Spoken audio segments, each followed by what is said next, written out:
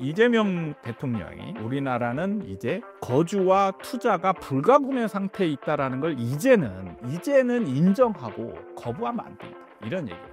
뭐냐면 우리나라 주택시장은 거주 개념의 수요가 있고요. 그 다음에 투자 수요가 있다. 이거를 분리시키는 게 아니고요. 불가분의 관계에 있다는 거를 정립을 했어요. 여기에 좀 강한 비판을 하는 세력들이 있죠. 바로 진보. 그러니까 일종의 이재명 대통령의 우군입니다. 저는 이때 이재명 정부의 딜레마가 생긴다고 생각합니다. 그럼 이때 이재명 정부가 원래 가지고 있던 기조를 유지할 수 있느냐? 저는 좀 힘들 거라고 봐요.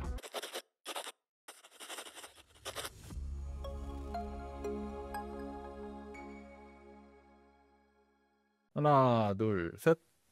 안녕하세요. 아파트 사이클 연구소 소장 이현철입니다. 이재명 정부가 시작이 됐습니다. 이재명 정부의 부동산 정책 예상이나 비판 이런 거를 좀 해봐야 되는 거 아니냐, 이런 얘기들이 계속 나오고 있는데, 지금 아직 뭐 구체적인 정책이 나온 것도 아닌데 이걸 언급하는 게 맞나, 이런 생각이 들기도 하지만, 이재명 대통령이 후보 시기에 토론회에 나가서 한 부동산 정책에 대한 기조, 한번 이걸 바탕으로 진단, 부동산 정책의 시장에 접목을 했을 때 진단을 한번 해보는 시간을 가져볼까 합니다. 이재명 대통령이 토론에서 어떤 기조로 부동산 정책을 얘기를 했냐면, 세금으로 수요를 억제하려고 해봤더니 부작용이 너무 크더라. 이게 이제 문재인 정부 때의 경험이죠. 그걸 토대로 가능하면, 그러니까 우리나라 부동산 시장은 특히 이제 주택이죠. 주택은 상품에 대한 진단을 했는데, 저는 이 진단이 기존의 다른 정부들과는 좀 다른 시장 진단을 내렸다라는 평가를 내리고는 싶어요. 뭐냐면 우리나라 주택 시장은 거주 개념의 수요가 있고요. 그 다음에 투자 수요가 있다. 이거를 분리시키는 게 아니고요. 불가분의 관계에 있다라는 거를 정립을 했어요.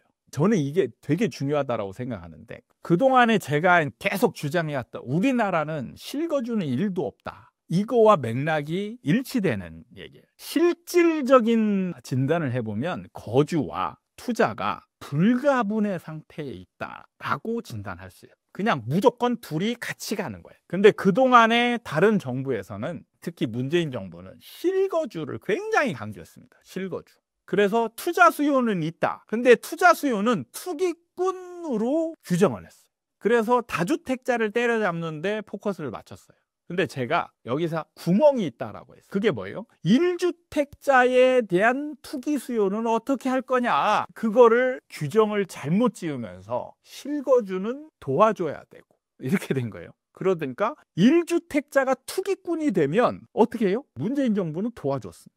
이게 이제 규정을 어떻게 하느냐에 따라서 정책이 굉장히 많이 달라질 수 있는데, 이게 잘못되면 처방이 잘못될 수가 있어요. 이재명 대통령이 우리나라는 이제 거주와 투자가 불가분의 상태에 있다는 걸 이제는 인정하고 거부하면 안 된다, 이런 얘기를 했어요.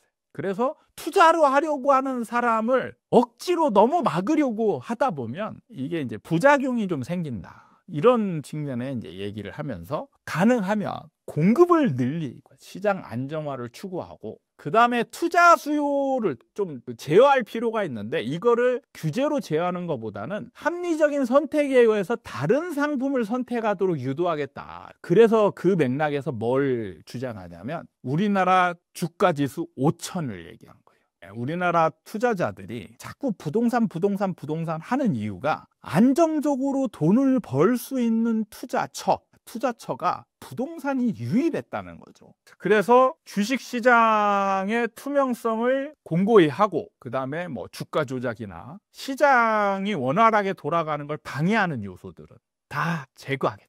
이렇게 되면 돈이 부동산으로만 몰려서 그동안에 미친 듯이 올라갔던 이런 현상이 나타나기보다는, 돈이 부동산에서 주식 쪽으로 쏠림 현상이 일어나서 주식이 상승하면 경제 부양 효과가 있고, 그로 인해서 부동산은 좀 안정되지 않을까, 이런 전망을 했습니다. 이 전망이 과연 이런 기조로 부동산 정책을 썼을 때 과연 우리나라 부동산 시장이 안정화되고 도움이 될 것인가, 이런 판단을 해야 되는데, 여기에 좀 강한 비판을 하는 세력들이 있죠. 바로 진보, 그러니까 일종의 이재명 대통령의 우군입니다. 우군이 부동산 정책에 대해서는 강하게 비판을 하고 나섰어요. 그게 뭐냐면, 수요를 때려잡지 않고, 투기꾼을 때려잡지 않고 공급만으로는 시장을 잡을 수 없다. 그래서 폭등을 다시 용인하는 거냐, 이렇게 강하게 비판 드라이브를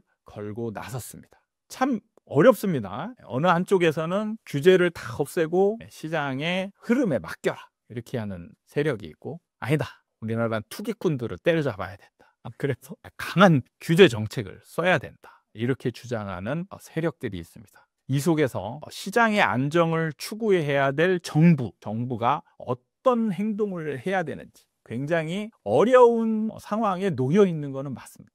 결국에는 뭘 해야 되냐면요, 요걸 안 얻어먹으려면 시장을 안정화시키는 결과로 이끌어내야 되는데, 만약에 시장이 어느 한쪽으로 확 쏠림 현상이 생긴다, 그러면 아무리 좋은 이론이고 좋은 정책이고 어떤 기조를 가지고 있더라도 그 기조와 그 정책은 무조건 비판을 면할 길이 없다라는 거죠. 그런 측면에서 제가 어떻게 좀 진행이 될지 부분에 대해서 언급을 좀 해보도록 하겠습니다. 일단 저는 이재명 대통령의 진단과 이제 처방이죠. 정책은 처방이고 진단은 시장에 대한 파악입니다. 진단은 아주 100% 만족스럽지는 않지만 기존 정권을 넘어서는 시장 진단이 이루어지고 있다는 평가를 내릴 만하다. 가장 현실적인 시장 진단에 가깝다라고 평을 하는데, 처방은 아직 안 나왔습니다. 안 나왔지만 이제 기조라는 게 있어요. 기조. 그러니까 기조가 뭐냐? 수요와 공급에 대한 정책이 있는데, 시장을 안정화시키려면, 우리나라는 이제 좀 과열 쪽에 속해 있으니까 시장을 안정화시키려면 수요와 공급 둘 다 사실 건드려야 돼요. 근데 공급은 늘리고 수요를 줄이는 게 맞죠. 근데 이재명 정부의 처방은, 기조는 어떠냐? 수요를 억제하는 데는 좀 자제하겠다. 그리고 공급은 지속적인 공급을 늘려서 장기적인 시장 안정화를 추구하겠다, 이런 기조를 가지고 있습니다. 그럼 이 처방이 적절하냐? 저는 단기적으로는 조금 걱정이 되고요, 장기적으로는 맞다라는 생각이 들어요. 그래서 단기적인 지금 벌어지고 있는 시장이, 예를 들어서 지금 나타나는 분위기는 제가 판단할 때 이런 거예요. 그러다 보니까 지금 진보 정부가 탄생을 하면서 이제 부동산 오르는 거 아니야? 라면서 먼저 선점하려고 하는 수요들이 지금 막 움직이고 있는 상황으로 느껴집니다. 자, 그런데 공급은 하기로 했지만 지금 당장 공급이 이루어지는 건 아니거든요.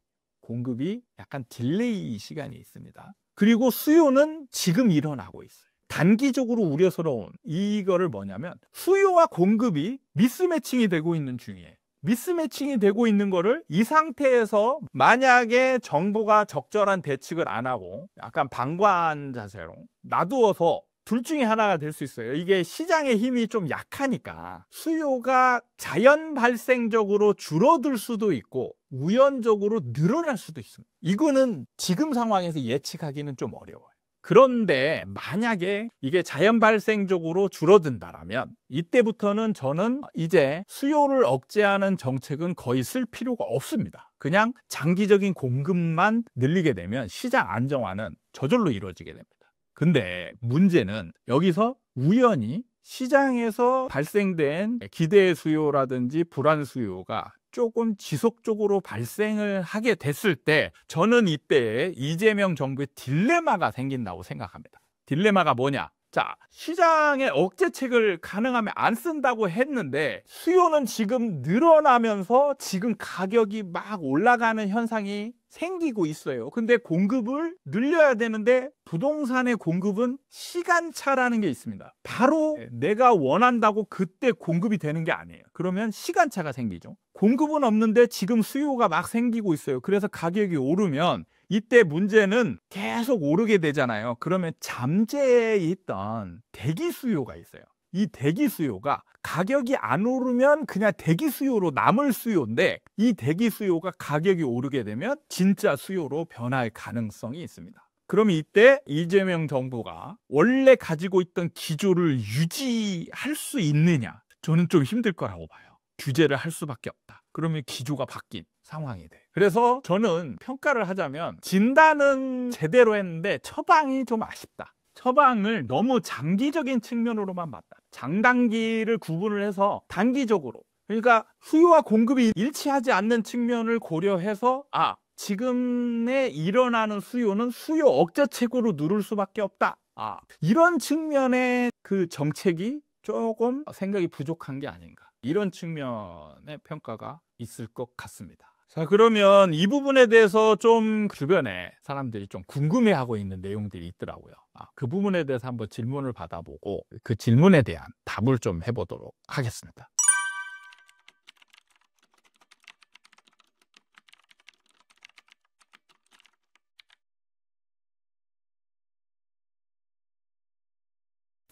저는 크게 보면 두 가지 측면이라고 봐요.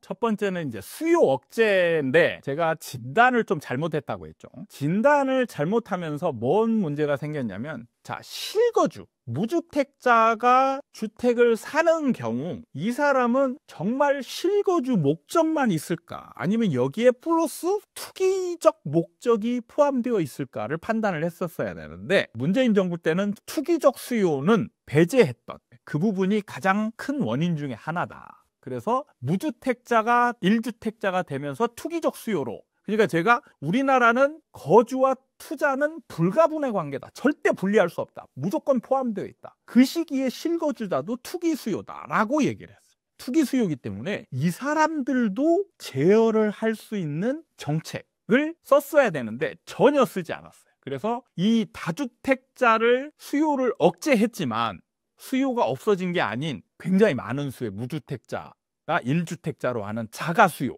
투기적 수요가 발생을 함으로 인해서 그 수요 억제책이 굉장히 약해졌다. 이 측면이고요. 두 번째는 대표적으로 회자되는 말 중에 하나가 문재인 정부 때 공급은 충분하다였어요.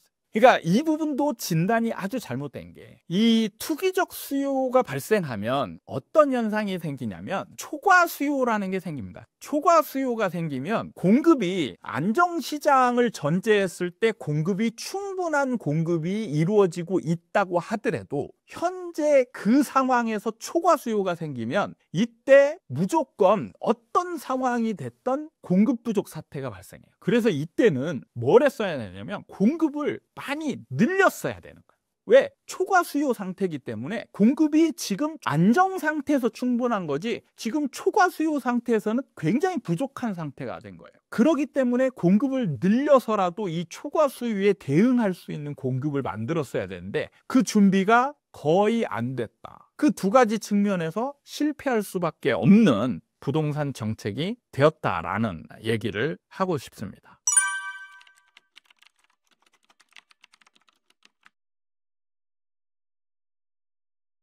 여기서 고민해야 될 부분이 뭐냐면, 이 정책, 일종의 세금 중과 정책을 하는 목적이 뭐냐가 사실 굉장히 중요한 포인트예요. 세금 중과를 하고 하는 거는 이제 시장에 대한 흐름의 정도를 만드는 거거든요. 그래서 안정적인 상태로 만드느냐 아니면 침체, 하락 시장으로 만드느냐의 문제가 있어요. 세금의 중과, 세금을 막 과하게 때려서 했을 때 벌어지는 상태, 그러니까 목적은 안정이냐 하락이냐의 문제인데, 지금 제가 봤을 때 이걸 주장하는 사람들은 안정의 목표가 있지 않아요. 하락의 목적이 있는 걸로 보여요.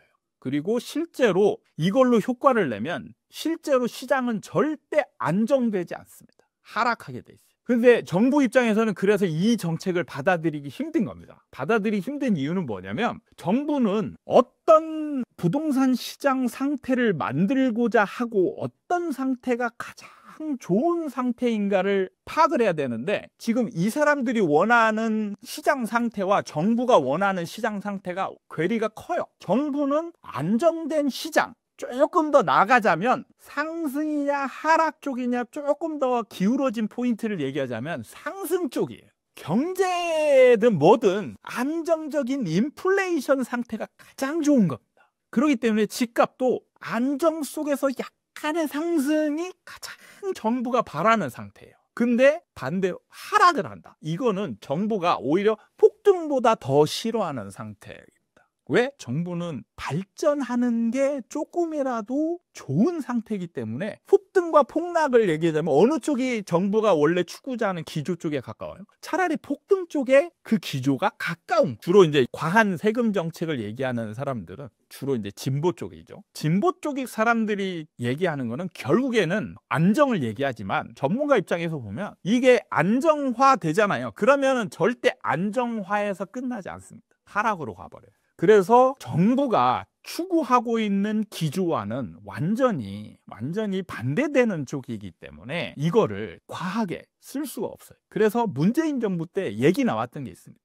폭락론자들이 제일 문재인 정부를 비판할 때 쓰는 보유세예요. 보유세 강화. 보유세 강화를 했으면 이렇게 폭등 안 했을 거다 이렇게 얘기하거든요. 근데 보유세에 관해서는 제가 영상에도 수차례 밝혔지만 보유세를 올려서 시장을 잡는 구간에는 적정 구간이라는 게 없어요. 안정화시킬 수 있는 구간이 아예 없습니다. 효과가 없거나 효과가 강하거나. 실제로 문재인 정부 때 보유세를 조금 늘렸습니다. 늘렸지만 효과가 거의 없었어요. 왜? 시장이 폭등했잖아요.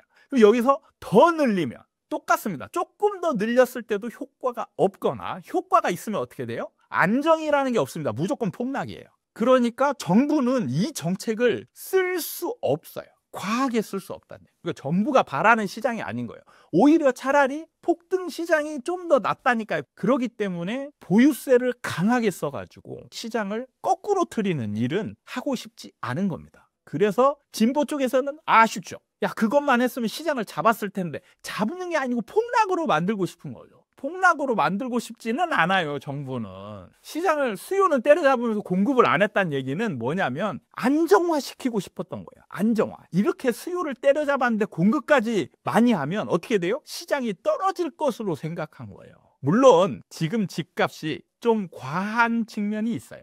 그러니까 일종의 이상적인 흐름으로 보는 건 뭐냐면, 예를 들어서 지금 10억짜리가 적정 가치로 따져보면 뭐 이 사람들의 평으로 보면 한 3억짜리 정도밖에 안 되는 거예요. 그러면 야, 이 10억짜리가 지금 3억짜리가 돼야 정상인 거지. 그러면은 이 하락까지는 가야 되는 거야. 이 얘기를 하고 싶은 거예요. 실제로는. 근데 이렇게 되잖아요. 그럼 3억에서 멈출까요? 절대 멈추지 않아요.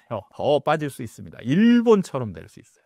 그러니까 정부는 그걸 하고 싶지 않은 겁니다. 그리고 정부는 3억으로 되돌리고 싶은 마음도 없어요. 10억짜리라면 적어도 한 8, 9억 정도에서 멈췄으면 좋겠다. 이게 가장 저점, 한계라고 볼 수 있습니다. 이미 오른 거는 어쩔 수 없는 거고, 그럼 여기에서 일단 안정화시키는 게 가장 최우선의 목표가 정부의 생각일 거다. 물론 제가 이재명 정부가 아니기 때문에 정확할 수는 없지만 저는 정부를 꾸준히 연구해보고 이 생각, 저 생각, 이 입장, 저 입장 다 대입해봐도 정부의 생각, 기조는 제가 말하는 기조에서 크게 벗어나지 않을 것으로 생각됩니다.